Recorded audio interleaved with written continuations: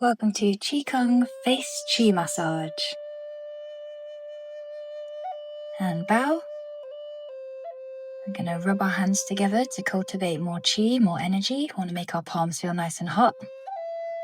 Gathering all that beautiful energy in our palms, and then rub and wash our face in it. So we're washing our faces with this beautiful energy.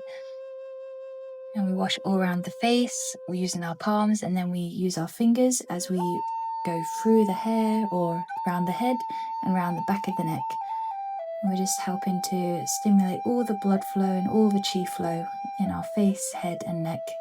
And obviously this has many benefits, but one of them being it helps us looking younger. You can rub your hands each time to keep that nice heat. This is nice to do first thing in the morning.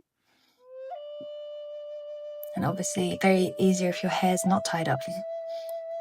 And then opening your fingers like so, putting your forefinger behind your ears and your middle fingers in front, rubbing up and down, helping to clear this lymphatic energy center here, helping to clear and cleanse this area too. A little bit of neck rubs, head rubs. Nice. And bow. Keep shining, beautiful, beautiful face. Yay!